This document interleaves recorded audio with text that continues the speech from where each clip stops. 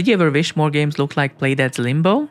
Well, I'm back once again in Reshade messing around with the depth buffer, and this time I found the display depth filter works for more than just troubleshooting. Starting with Doom Eternal, as usual, the game is transformed into an eerie atmospheric horror action game. And if you have a sense of deja vu, it's because 5 years ago Nick Robinson encountered a similar bug, though with color and on console, where the mega textures that Doom 2016 uses failed to load in, leading to this dark outline look. So what's it like playing like this? Well, very fun actually. Apart from not having a crosshair, though I could have added one in Reshade like last time, it's surprisingly seamless.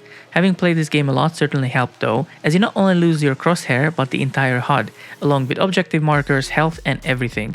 Even the transparent projectiles are missing. Yet I had very little difficulty playing like this. And just like last time in my Games Without Graphics video, link in the top right corner or in the description in case you haven't seen it, it felt very refreshing and cool. Seeing these familiar places look so different compared to usual.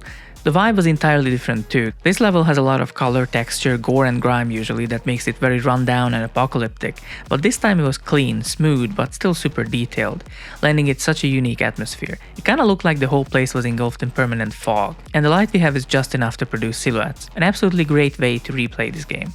I highly recommend giving it a try, also Reshade is free. Moving on to our second FPS game, Teardown, we can see more of the town wrapped in fog vibe. Kinda feels like a very moody indie game, where you walk around abandoned locations to uncover what happened. Despite the voxels, every environment looks super detailed. It's very easy to see immediately what everything is, even from a distance. Admiring the environment is only part of the fun, however, and I'm relieved to report that destruction is still satisfying as hell, even without the red flames from explosions or the white or black smoke accompanying it. Everything reacts as you'd expect, despite the ray trace lighting and textures all missing. Just like Doom Eternal, it's a really nice way to revisit this game. Speaking of ray tracing and atmosphere, I had to try it in Control and as expected it was awesome. The oldest house looked even more haunted, without all the concrete and the red glow from the his attacks. It was just dark, but with all the tiny details intact. Everything, apart from the crosshair and UI of course, was pretty readable.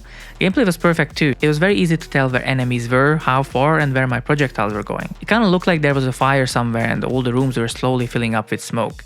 Just like the rest of the games, it was great fun coming back to these places and seeing all the environmental detail but without the textures and lighting. Moving on to another third-person game, the one that everybody is probably the most curious about, Red Dead 2 looked absolutely stunning as always, and while the lack of crosshair and UI made it unplayable for the most part, exploring was just as fun as always, if not more. I felt like I was playing a different game.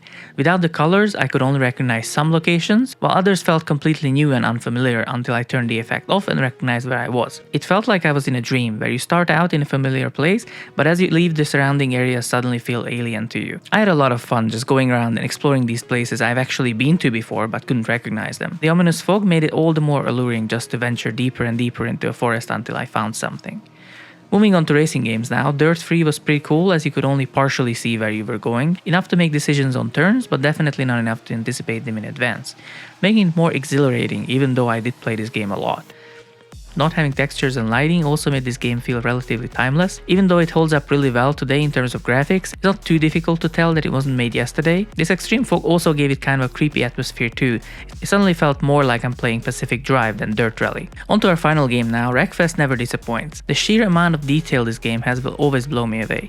Needless to say, it was perfectly playable in every situation. It even gave the game some newfound urgency, as if we were racing to get out of a radiation zone or something. I had a lot of fun just trying out all the different tracks and cars cars and seeing how they looked with all the graphics stripped away except for the shapes and depth. Similar to my previous video, it turns out you really don't need more than the bare minimum when it comes to graphics to play your favorite games, as long as they're actually fun. Well, I really hope you enjoyed this little video. If you did, don't forget to click all the buttons below, and I will see you next time.